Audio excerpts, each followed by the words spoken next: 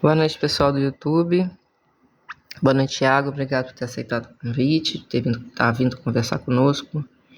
Se vocês sonham em trabalhar com DevOps e ainda não sabem como começar, estão em transição de carreira ou pretendem atualizar conhecimentos na área, essa palestra da Cloudneris será feita especialmente para vocês, com muito carinho.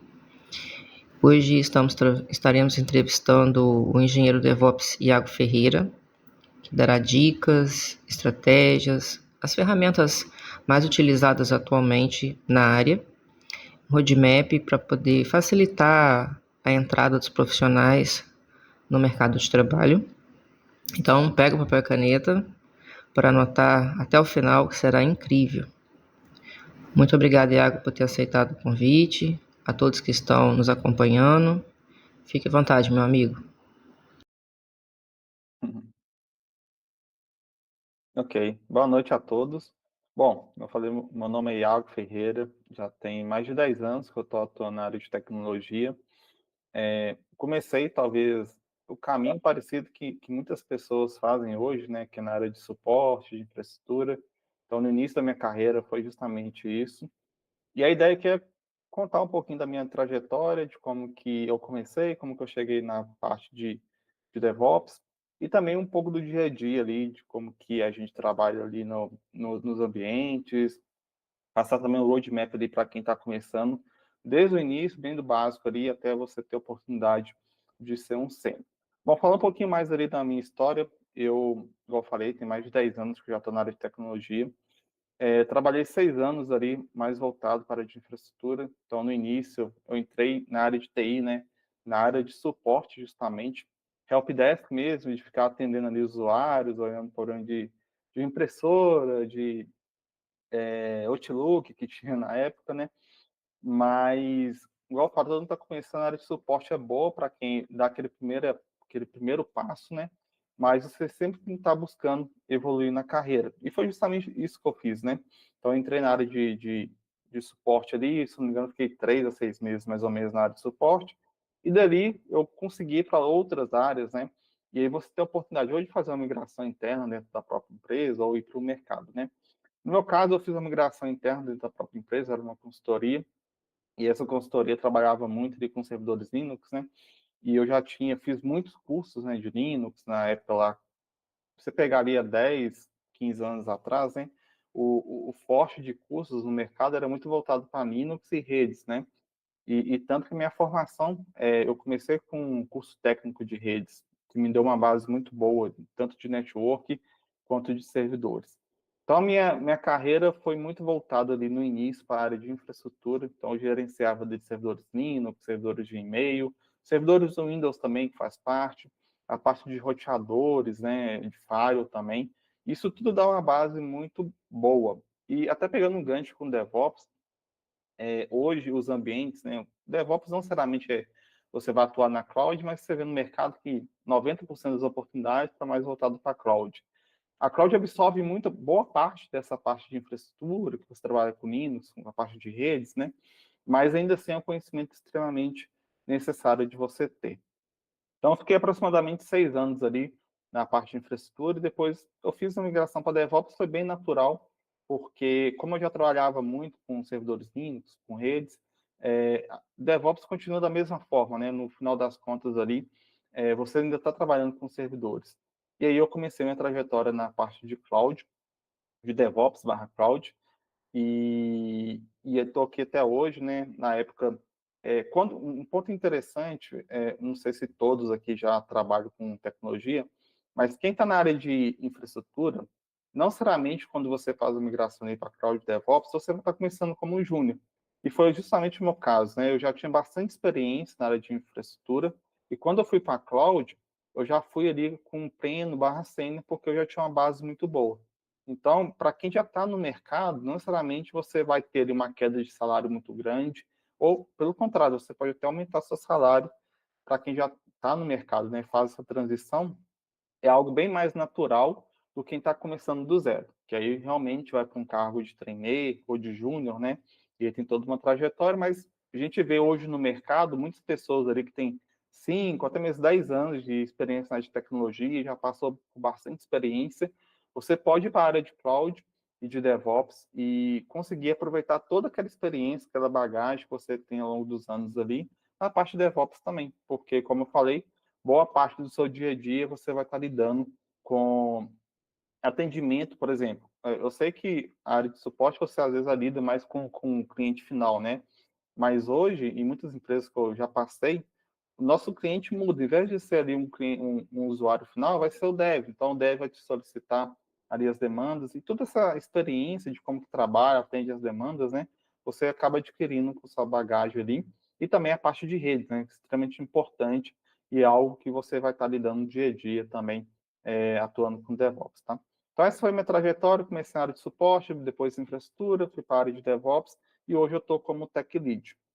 Então, um ponto importante que, diferente de outras funções, né, de outros cargos também, a minha visão, a área de tecnologia e de DevOps te dá a possibilidade de ter realmente uma carreira, porque a gente vê muitas pessoas, né, que ficam muitos anos na mesma área ali, não conseguem evoluir, mas boas parte dos colegas, né, que eu trabalho no dia a dia, todo mundo sempre tem uma evolução muito grande, seja tecnicamente, seja até na parte financeira também, de cargos. É difícil você ver uma pessoa que trabalha na área de DevOps, está ali 5 anos, sem ter nenhuma evolução técnica ou até mesmo de cargo. Então, as coisas acontecem muito rápido, normalmente na área de cloud, DevOps.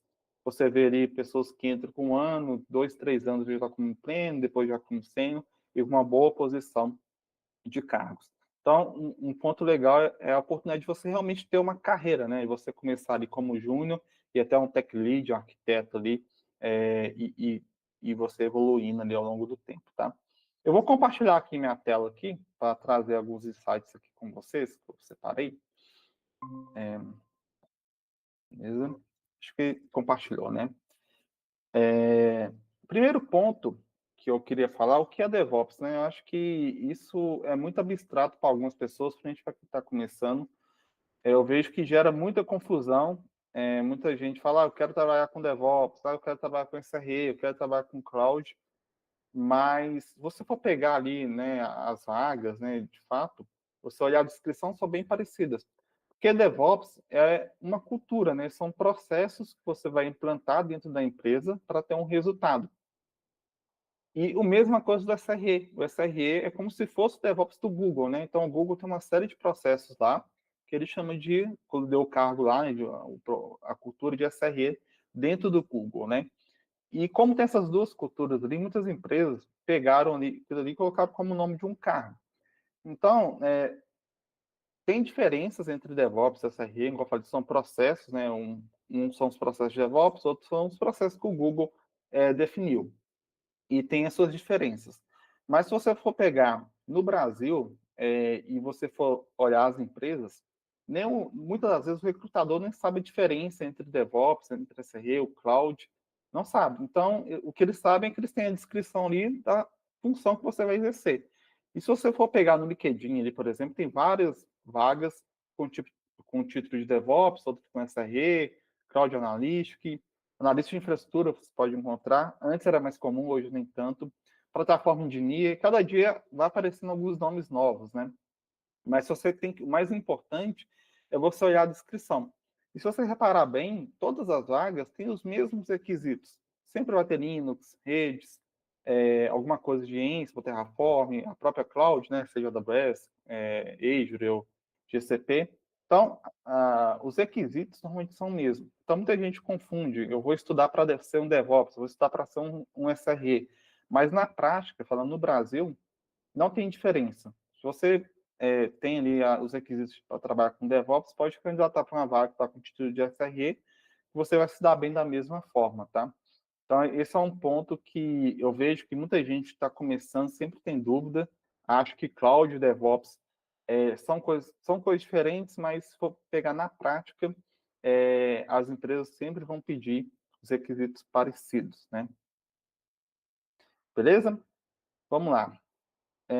Um outro ponto, né? Acho que muita gente, principalmente quem está começando, né, está fazendo um processo de transição que gera até receios, né? O que faz um profissional de DevOps, né? Hoje, o profissional de DevOps é responsável por conectar o time de desenvolvimento e operações, garantindo que o ambiente seja automatizados, escaláveis e observáveis. Isso aqui é o ponto principal. Todo o seu dia a dia, todo o seu cronograma, a arquitetura que você vai montar para a empresa é baseado em automatizar, escalar e monitorar, deixar o ambiente observável. E aí, o que você vai fazer no dia a dia? Você vai ter que ter tarefas. Então, por exemplo, você entrou como um júnior. Suas tarefas sempre vão estar relacionadas normalmente com esses três tópicos, tá? Ou eles vão te passar ali uma pipeline, que entra na parte de automatização, ou eles vão te passar ali, por exemplo, tem um ambiente de Kubernetes, tem que escalar, você tem que planejar ali, um pode ter 10, outro 20, né? Quais são os requisitos para esse container, por exemplo, escalar? É CPU, é memória, é rede, é request? E observável, que é a observabilidade do ambiente. Você ter ali métricas de memória, CPU, rede, e métricas também a nível de negócio e aplicação, que é extremamente importante hoje. E a parte de observabilidade eu gosto bastante, principalmente para quem está começando, que normalmente são atividades mais simples de você pegar, então é mais simples de você configurar o monitoramento ali de cara do que você pegar um Terraform do zero para você fazer. E o entregável da possibilidade para um gerente, para um líder, é muito maior do que um Terraform. Porque o observável, você não vai ter um dashboard, vai ser algo interativo, visual, e isso é bastante valorizado, você consegue nem mostrar suas entregas. Principalmente quando você entra numa empresa, é até um insight de você está tentando entender o ambiente, né, entender a cultura ali, como que as coisas funcionam, até mesmo se você for um sênior, você nunca chega na empresa já alterando as coisas, subindo stack, mudando. Não, você, primeiros 3 meses ali, você vai entender o funcionamento do ambiente, o que tem, o que pode melhorar. É muito mais nessa pegada. E aí, a observabilidade tem um ponto importante para você até mesmo entender. Quando você começa a configurar o monitoramento do ambiente, você entende para você monitorar, você tem que entender como que funciona. Então, você vai conhecendo e fazendo entregas relevantes ali para o ambiente. E aí, eu separei aqui um roadmap aqui, com alguns tópicos que eu julgo importante.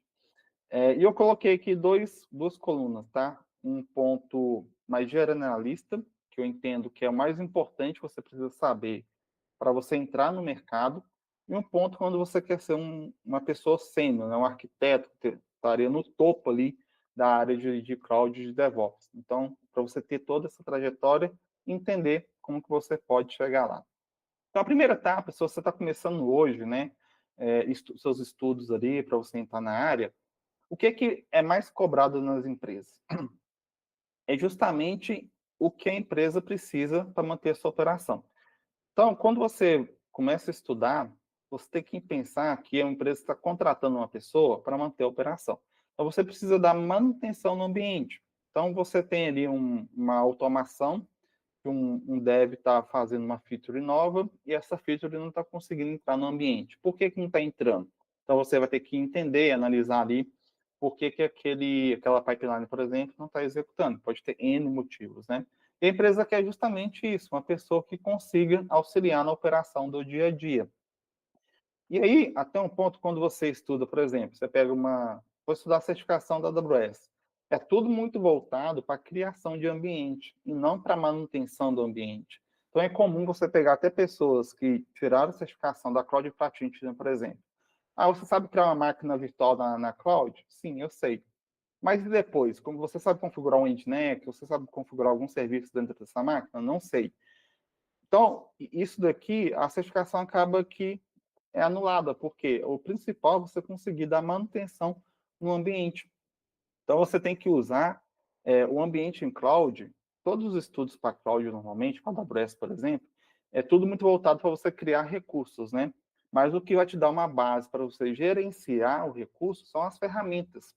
E quando você vai para uma entrevista, por exemplo, normalmente as entrevistas que eu já participei, 80% é ferramental, e os outros 20% é arquitetura em cloud.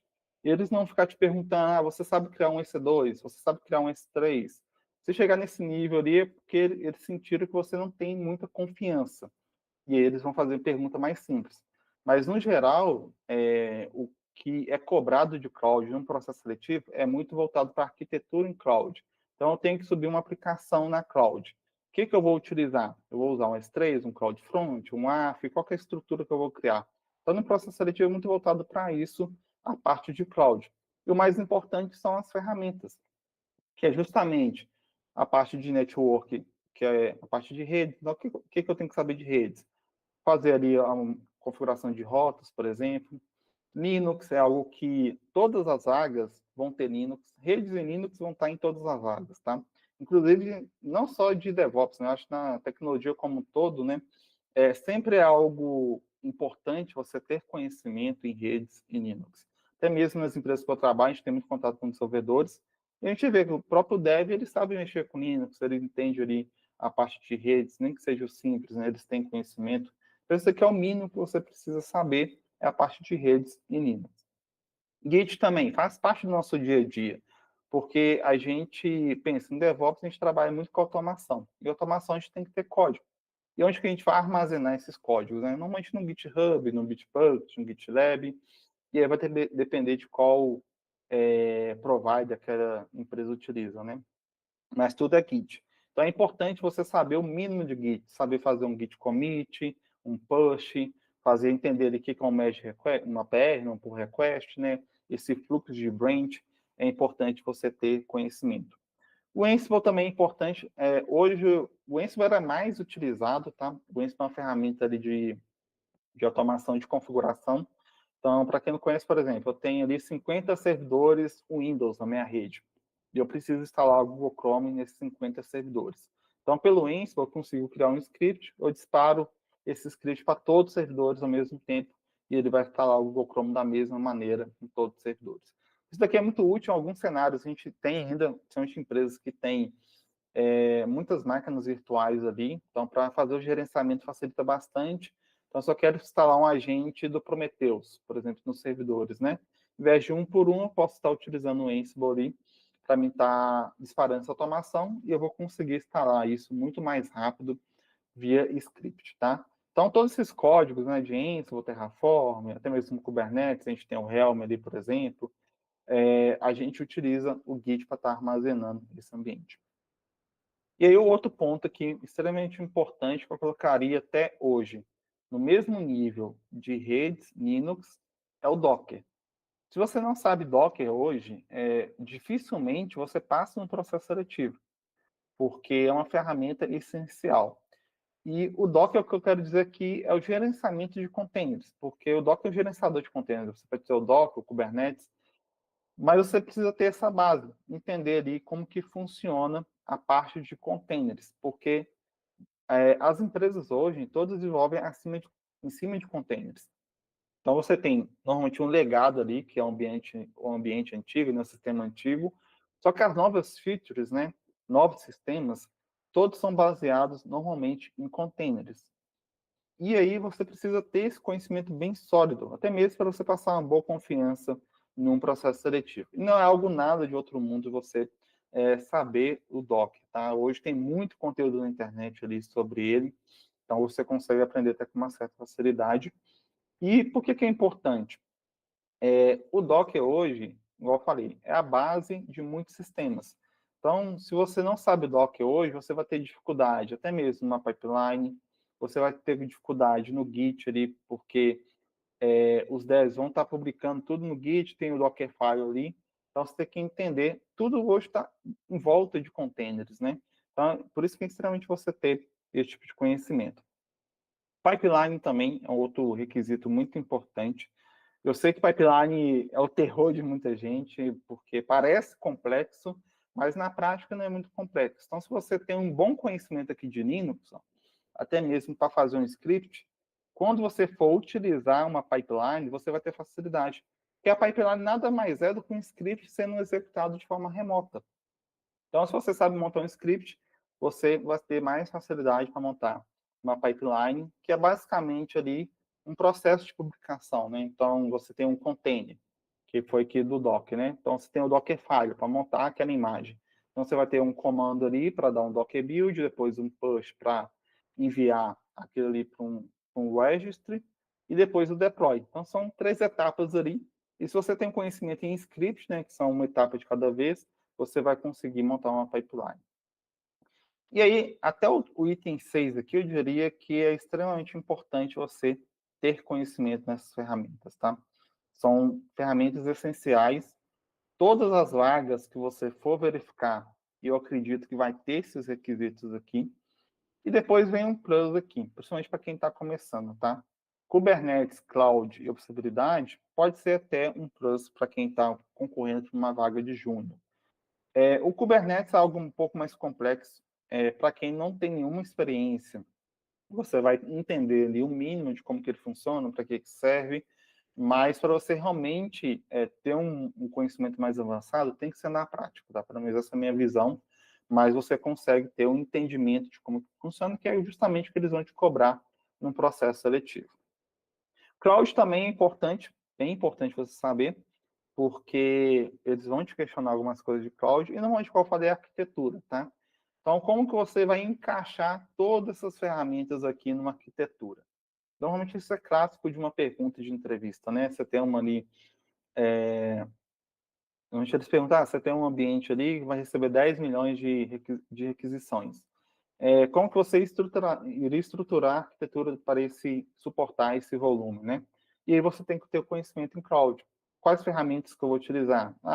Normalmente uma arquitetura consiste em 3 camadas, né? Front, back e banco. Então, para o front, eu vou usar um cloud front com Arco, para prevenir já a parte de segurança. Com S3, S3, CloudFront, WAF.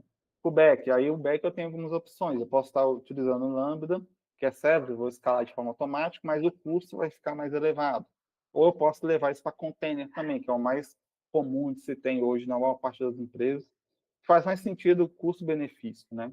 Então, você pode ter isso num Kubernetes, no ECS, rodando, por exemplo, e o banco de dados ali, vou pegar na AWS, ali, você pode pôr um banco de dados gerenciado com qualquer outra cloud, né? Então, é essa visão que você tem que ter da arquitetura em cloud. E isso que eu falei aqui agora, a maior parte dos ambientes vai ter essa arquitetura, tá?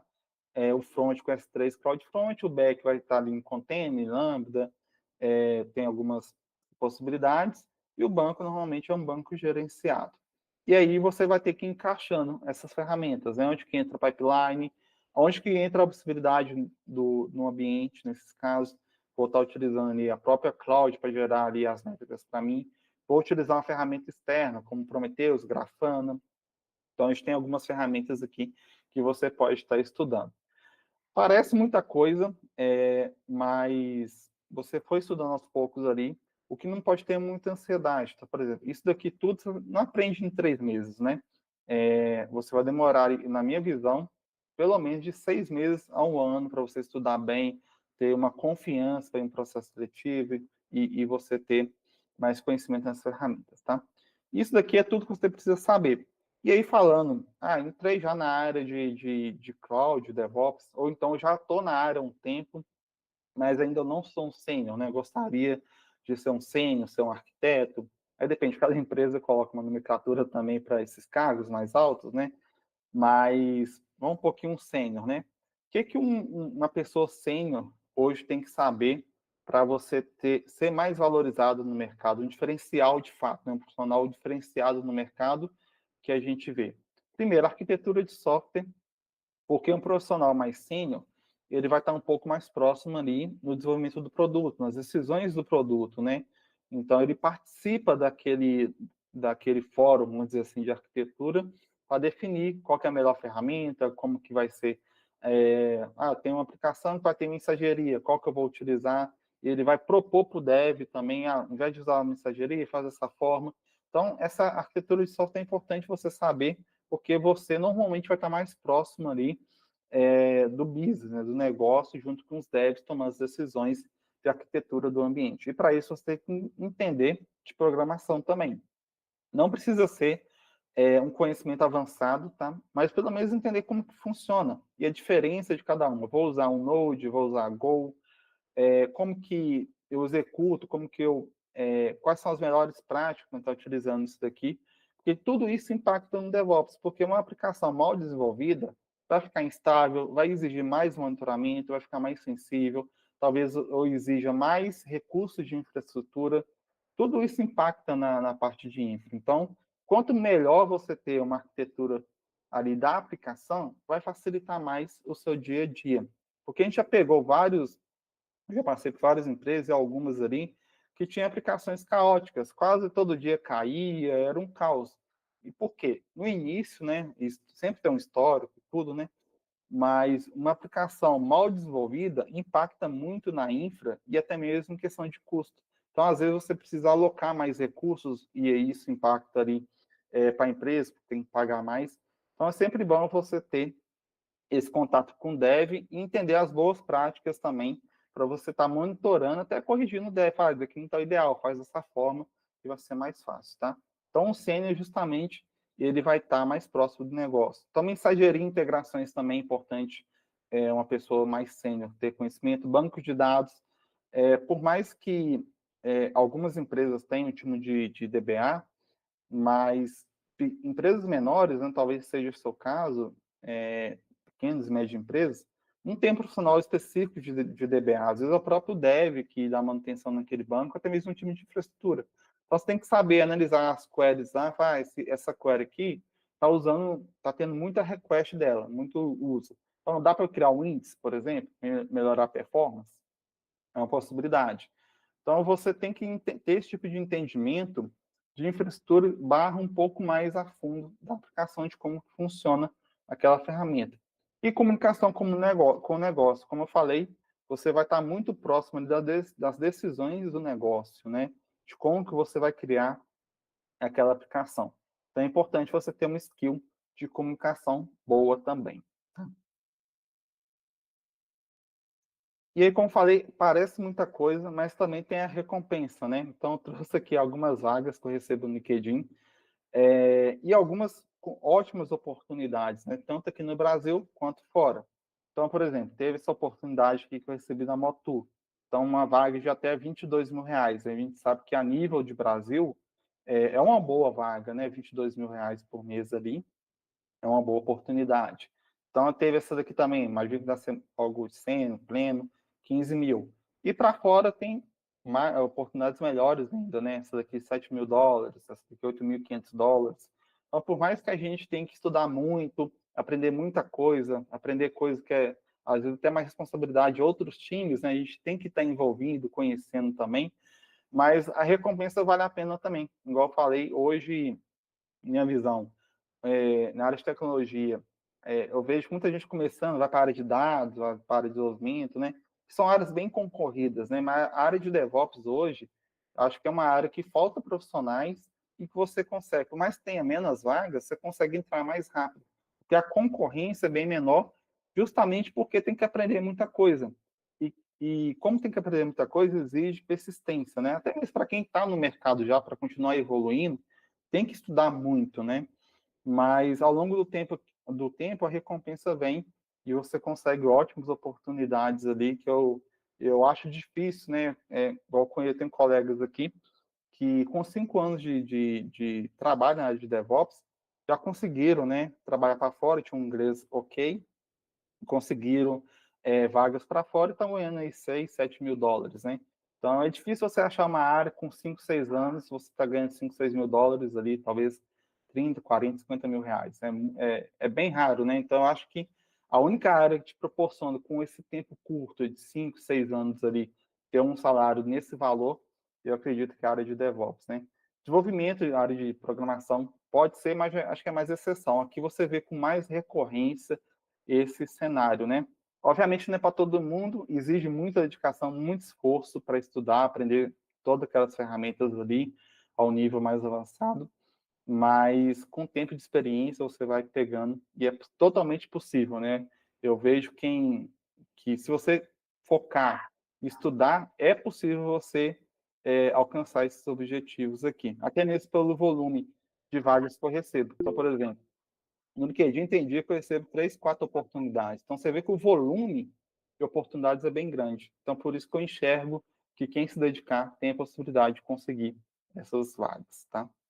E aqui eu queria passar um pouquinho para o roadmap ali mais geral, e eu selecionei algumas ferramentas importantes aqui, e eu quero passar o que você tem que estudar cada uma dessas ferramentas que você está entrando na área de cloud, tá?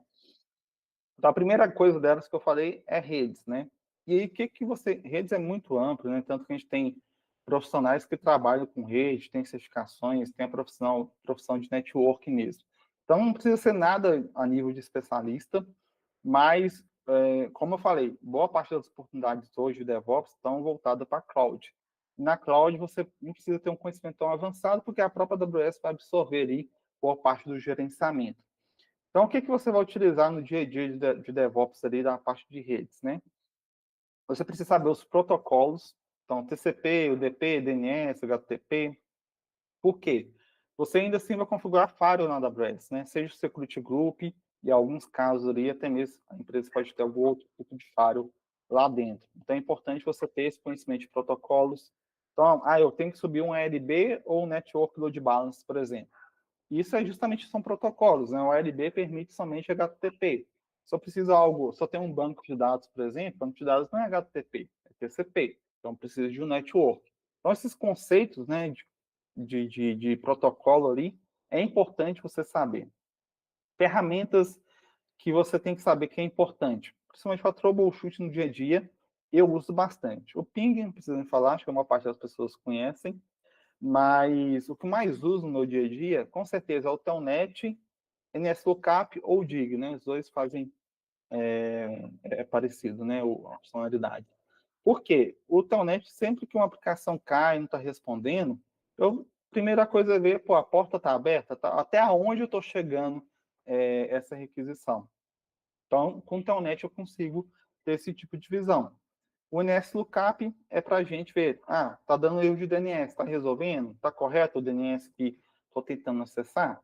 E aqui você consegue identificar até onde está o problema. Então, alguns casos, por exemplo, exemplificando, eu tenho ali um load balance e depois do load balance eu tenho uma aplicação. Então, quando eu dou um telnet, eu estou chegando aonde? Eu estou chegando no load balance. Então, a porta do load balance está aberta, mas minha aplicação ainda não está respondendo. Então, possivelmente, o problema está na aplicação. E aí, vamos supor, você tem um banco de dados atrás de um load balancer. Né? Não é muito comum, mas só para exemplificar. Então, eu dou um telnet na porta do banco, eu chego no load balancer, mas não chego no banco. Então, eu posso dar um comando ali para me conectar no banco. E se não conectar, o problema está no banco, não está no load balancer. Eu dou um telnet, nem conectei no load balancer. Então, o problema está possivelmente no load balancer ou alguma coisa na marca da pessoa, né? Então, pode acontecer. Inclusive, já peguei casos, por exemplo, um dev estava tentando acessar um serviço, não está funcionando, não está indo, eu tentava, conectava. E a gente foi entender, deu um telnet lá, nesse lookup, que era o provedor dele que estava bloqueando as portas que ele estava tentando acessar. Então, isso acontece, tá? Firewall e portas também, como eu falei, é importante você saber, você vai ter que fazer alguns bloqueios ali, até mesmo questão de segurança. Tem o Security Group, quanto mais fechado você ter ali sua rede, melhor. Blocos de faixas de IP, né, máscara de rede, né, isso aqui é importante para você ter ali, uma das funções do time de cloud, DevOps, né, decidir a parte de redes também, né, então é muito comum, por exemplo, na AWS ou na GCP, você ter os projetos ou as contas ali, e você tem que fazer um planejamento de rede, né, para não ter um bloco de IP, não dar conflito com o outro. E até mesmo quando você precisar criar algum roteamento. Então, eu estou usando um Transit Gate, ou tenho uma VPN. Então, você vai precisar estar criando rotas também, mesmo estando na AWS, você tem que criar rotas ali e tem que ter esse conhecimento. Criei um peering. Então, como que eu faço para um peering uma rede conversar com outra através de um peering? Então, tem as hot tables, tem que falar, quando você for para essa rede, vai para esse peering, e vice-versa, né? Então, esses conhecimentos são importantes. Load balance também, de Nginx, HProxy, sempre vai ter na empresa ali também alguma ferramenta semelhante a essa. Outro conhecimento que é extremamente importante, Linux, né? É quase um requisito obrigatório você saber. E o que você tem que saber de Linux? Gerenciamento de disco. Então, quando você está atuando principalmente com cloud, o que vai acontecer? Eventualmente, você tem que expandir o disco, né? Então, você está monitorando, encher o disco. Tem que entender, qual parte está cheia, dá para remover um log, não dá? Não dá, tem que aumentar. Então, não basta você ir lá na cloud e somente aumentar o disco. Você tem que executar alguns comandos dentro da máquina vai expandir a partição. Então, isso você tem que saber. Isso dá para simular local também, não necessariamente precisa estar na cloud, tá? Monitoramento, memória, CPU, processos ali. Então, se tem uma máquina Linux usando muito CPU, você tem que entrar dentro dela e entender como que você analisa qual processo está usando mais CPU ou memória ali, por exemplo, que pode estar impactando algum serviço. A parte de gerenciamento de serviços, né? Então, você criar um service ali, fiz um script e quero transformar esse script num service, né? Esse é um ponto, saber se o service está rodando, tem o serviço do Nginx, né? Saber se está rodando, não está, reiniciar. Então, são coisas simples ali do Linux, nada muito avançado, porque, como eu falei, a parte de código absorve bastante coisa, mas esse tipo de análise ali faz parte do dia a dia, analisar log, a parte de redes, e também criar alguns scripts ali é importante você saber, até mesmo para desenvolver a sua própria lógica. Docker, como eu falei também, é extremamente importante, está no mesmo nível de rede, Linux, Docker, você tem que saber os conceitos, né? O que é uma imagem, o que é um container, volume, a parte de redes do Docker é muito importante, mas principalmente imagem, container e volume, porque isso também vai estar no Kubernetes e a mesma ideia que você tem no Docker, você vai ter no Kubernetes nessa parte, tá? Então, criar um Dockerfile, por mais que na maior parte das empresas, o desenvolvedor que vai fazer o Dockerfile, né? Mas nem todo dá para tirar como base que todo dev conhece de Docker, e conhece bem de Docker, né? Então, ele pode criar um Dockerfile ali, usando uma imagem do Ubuntu, por exemplo, uma imagem de 1 GB. Então, isso vai pesar a sua rede na hora de você subir aquele container. Vai demorar, porque o provedor vai ter que baixar 1 GB de imagem para depois subir. Se você tem várias imagens grandes, né? E você tem que baixar muitas ao mesmo tempo, normalmente o Docker Hub ou a própria AWS pode dar um throttling em você, começar a bloquear o seu download ou reduzir a velocidade de download. Então, eu já tive um caso que o cliente tinha imagens de 1 GB, no caso é um cluster Kubernetes, e quando tinha uma troca de máquina, baixava 30, 40 containers de uma vez só. E a AWS começava a bloquear. Qual foi a ação que a gente fez? Foi corrigir o Dockerfile, otimizando ele para deixar uma imagem menor. Então, se tem o Ubuntu, usa uma imagem do Alpine, que é bem leve, cria muitos stages ali no Dockerfile. Então, tem todo um processo de boas práticas que você pode fazer no Dockerfile e para informar isso ao dev, né? Então, isso é uma responsabilidade do time de DevOps. Analisar a qualidade ali do Dockerfile, ver se está ok para você, se está otimizado. Se não tiver, repasse para o dev, que ele vai corrigir, ou até mesmo você mesmo pode corrigir, dependendo ali da empresa, que se você tiver essa liberdade, tá? Docker Compose é legal você saber, porque você sabendo bem de Docker Compose, quando você for estudar Kubernetes, você vai ver que a ideia é parecida, embora o Kubernetes tenha ali uma estrutura bem diferente, mas você consegue entender a ideia da estrutura, porque afinal tudo é container, né? O Registry, a gente tem o Docker Hub, SR, tem o do Google também, que é onde as imagens são armazenadas.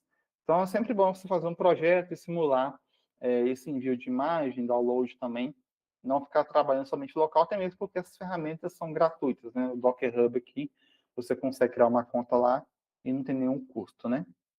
E boas práticas de segurança, né? Otimização que eu já falei. Segurança aqui, então, as imagens que você tem no Dockerfile estão atualizadas? Então, está usando sempre a última imagem do Node, por exemplo? No processo de pipeline, eu posso analisar as vulnerabilidades daquele container. Então, tem uma ferramenta chamada Triv. O Triv, ele vai fazer uma varredura naquela imagem e procurar se tem alguma coisa, alguma vulnerabilidade. Então, é uma ferramenta que está sendo bastante utilizada hoje em dia, tá? Então, de Docker, você aprendendo isso daqui, você já vai estar bem coberto ali de conhecimento. Observabilidade, então é um ponto legal, como eu falei, porque é um diferencial, é algo que você consegue ter um entregável muito bom na empresa.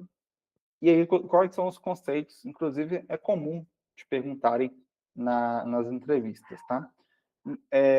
Saber bem a diferença, o conceito a diferença entre métricas, logs e traces, né? Isso daqui até mesmo é um diferencial porque muita gente não entende. Então, métricas, eu vou utilizar normalmente o Prometheus para coletar ali métricas de memória, CPU, log, que é o que a aplicação gera ali de informação. Quais ferramentas que eu posso estar utilizando para log? Eu tenho o Elasticsearch, eu tenho o Grafana Lock. Para Trace, que é o APM, né? Que eu quero monitorar a experiência do usuário. Então, eu vou saber, o usuário está acessando uma página e está tendo uma lentidão.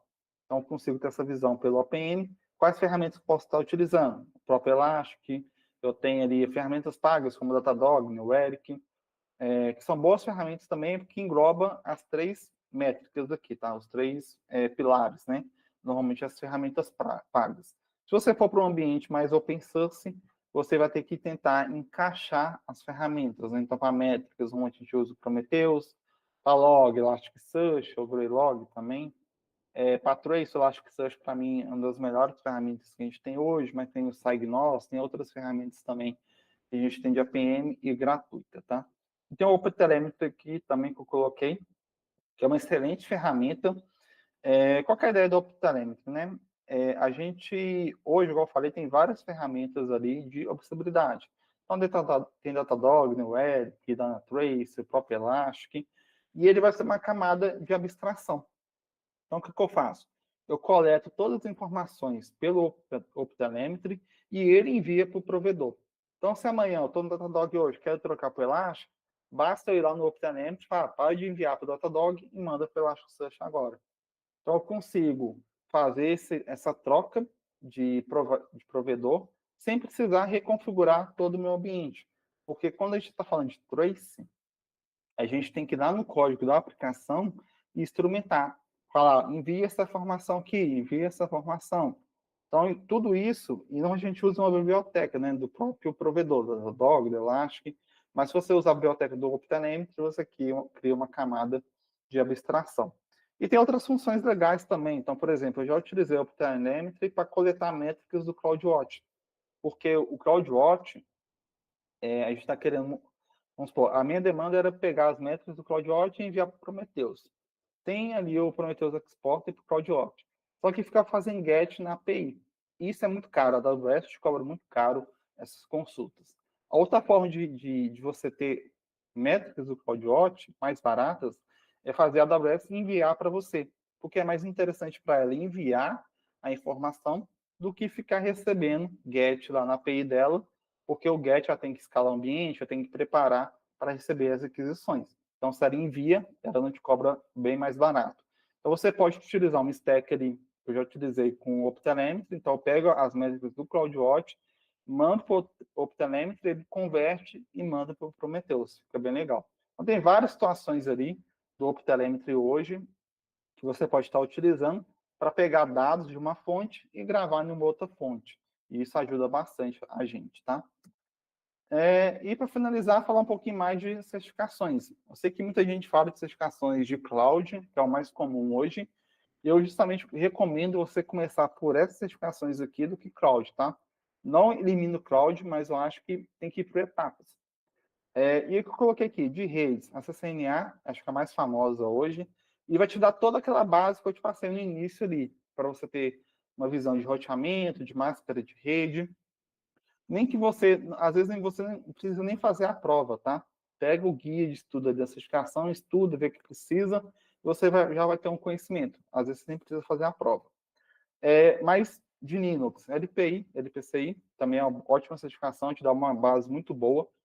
E para container, a gente tem certificação do Docker hoje, mas eu recomendo você ir direto para Kubernetes, que vai te dar uma valorizada muito grande no mercado, e é o que é mais atual, né? O que a gente recomenda, porque Docker, a gente quase um Docker puro, né? A gente quase não tem hoje utilizando nas empresas, né? A gente utiliza Kubernetes ou uma solução gerenciada de container da própria Cloud, como Cloud Run, SS, entre outros, tá?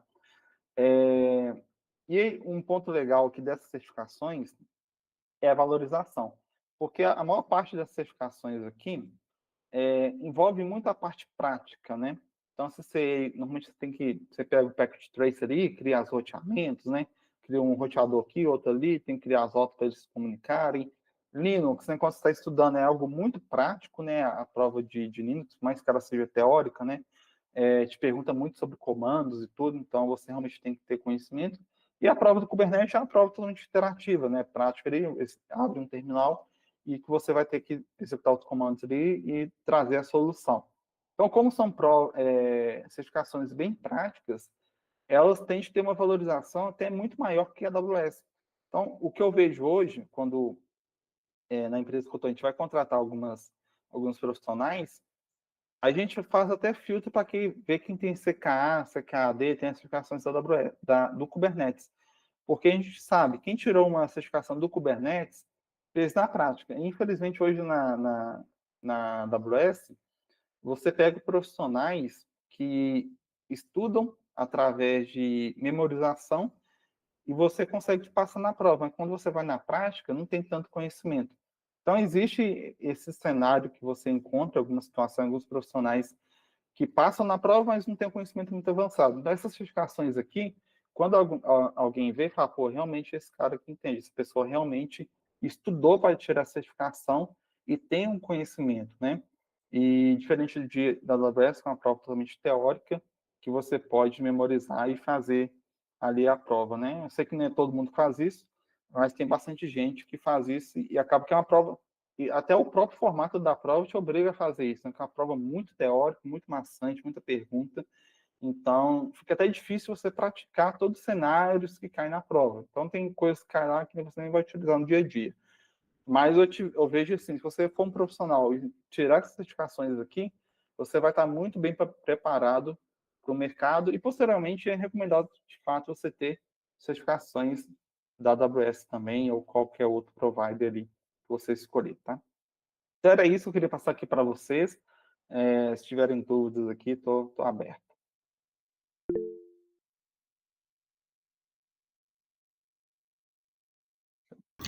Então, Iago, se a pessoa é iniciante, ela já pode ir fazendo portfólio a cada curso que ela fizer e ir subindo no GitHub um portfólio prático, por exemplo, ao longo dos estudos, mesmo que ela ainda não tenha nenhuma certificação. Por exemplo, ela começou a fazer um curso de Kubernetes. E ela pode já desenvolver um projeto e deixar no GitHub para os recrutadores verem o progresso mesmo, né, dos estudos da pessoa, ou é mais interessante subir só após a conclusão de todos os estudos na área. O que eu recomendo, né, como eu falei, está até no roadmap ali, o Git, né? E, como você falou, o portfólio é algo extremamente importante você ter atualmente. E o Git, o GitHub principalmente, é, é uma ferramenta que você pode utilizar até mesmo para o recrutador tá consultando. Da mesma forma que você tem o seu LinkedIn, você pode estar passando o seu GitHub ali, o link do seu GitHub. Quando ele entrar no seu LinkedIn, pô, tem o portfólio dele aqui, deixa eu verificar. E aí sim, pode ser algo incremental, você pôr, porque o incremental é bom que, por mais que o recrutador às vezes vê um ou dois projetos, ele já vê ali os tópicos que você tem maior conhecimento, que você já publicou. Então, você pode fazer de forma incremental. O que eu recomendo, quando você for montar o seu GitHub, é tirar ali do profile do default, montar o readme para o seu perfil. Personalizar, né? E os Exato, personalizar. E os projetos que você for colocando lá de forma incremental, então fiz um projeto de Linux. O Linux a gente sabe que é um pouco difícil, porque não dá para você criar ali igual um Terraform, né? Mas você pode fazer ali um README ou um script e colocar lá. Inclusive, o README é extremamente importante você fazer um README bem estruturado, porque quando a pessoa abre o seu repositório, é a primeira coisa que ela lê. Normalmente, às vezes, ela nem vai ver seu código, ela vai ver o README. E se o README está bem instrumentado, tem uma foto ali da arquitetura que você fez, ou de uma máquina virtual, já passa uma imagem bem positiva. E aí você pode estar utilizando hoje um ChatGPT ou qualquer outra IA para te ajudar a montar esse README, né? Estruturar ali, fazer os markdown corretamente. Para isso é muito bom você estar utilizando a IA. Então você cria um escopo ali, um rascunho, e ela vai vir ali colocando o markdown correto, ou o tamanho do título ali ideal. Isso ajuda bastante você estar utilizando uma IA ali para montar o seu README dos projetos, tá? Então, sim. O README de fato é muito importante, pois é um resumo, né, das ferramentas, o objetivo em si, né, do projeto que a Sim. pessoa está desenvolvendo. E dessas certificações de rede, Linux, Kubernetes, que você informou que são destaques para o profissional que pretende atuar na área, existe alguma que é Exatamente. gratuita, no caso? Existe algum cupom, alguma forma do profissional que pretende entrar no mercado de trabalho e ainda não tem como adquirir 100% dessas certificações? Todas são pagas, mais especificamente do Kubernetes, né, e de Linux, a gente sempre encontra cupons ali. Você pesquisando no LinkedIn, cupom de desconto do Kubernetes, do Linux, sempre vai ter ali alguns cupons disponíveis. CCNA eu não sei porque eu não acompanho tanto, tá? Mas você sempre tem vouchers ali de desconto para essas certificações. Certo, entendi. Então, quem ainda não tem como investir nessas certificações pode estar estudando todo o conteúdo que tem nelas e fazendo projetos e praticando até conseguir de fato, né, adquiri-las no futuro, né? Sim, porque assim, o mais importante é o seu conhecimento, né? Então, a certificação ali é só um certificado, né? Mas se você estudou e pegar a primeira, que é a parte de redes, normalmente não é exigido uma certificação da CCNA. Obviamente, se você tem, é um diferencial. Mas se você pegar o guia, estudar e ter os requisitos ali, eu sei criar um roteamento, eu sei sobre as máquinas de escala de rede, eu sei fazer os cálculos, isso é mais relevante, né? O seu conhecimento, e não necessariamente você tem que ter a certificação. Se você tiver condições de fazer, ótimo, mas caso não, o conhecimento ali já é válido. Aproveitando o nosso bate-papo, eu gostaria que você compartilhasse os cursos gratuitos que você desenvolveu em DevOps, para que as pessoas também possam aproveitar os estudos, né, e desenvolver dentro da área de DevOps. Beleza, vou passar aqui. Hoje eu tenho um canal no YouTube, né, mais focado na parte de DevOps, tem conteúdo de cloud também. E nesse canal já tem vários cursos ali gratuitos. Então tem curso ali da parte de Linux, de Ansible, Terraform, próprio Kubernetes, AWS também. Então, a maior parte das ferramentas que eu passei aqui já tem esse conteúdo lá disponível. E eu sempre estou fazendo algumas lives, alguns conteúdos também, algumas ferramentas específicas também que eu uso no dia a dia. Às vezes eu encontro uma ferramenta legal, pô, está funcionando para mim, eu gravo um vídeo lá, mostro como que utiliza. Então, tudo isso você encontra no meu canal do YouTube e no meu LinkedIn também. Diariamente eu estou sempre postando dicas ali de cloud e de DevOps. E a intenção desse ciclo de palestras é auxiliar na entrada do mercado de trabalho dos profissionais que ainda buscam a primeira oportunidade em tecnologia. Então, todas as palestras estão bem diversificadas em várias áreas para poder Sim. atingir o máximo de pessoas, beneficiar o máximo de pessoas possíveis. Iago, mais uma vez, muito obrigado a todos. Se alguém tiver alguma dúvida ainda, pode deixar nos comentários que eu levarei para o Iago e estaremos respondendo todas elas. Obrigado. Muito obrigado, pessoal. Boa noite. Tchau, Tchau. tchau.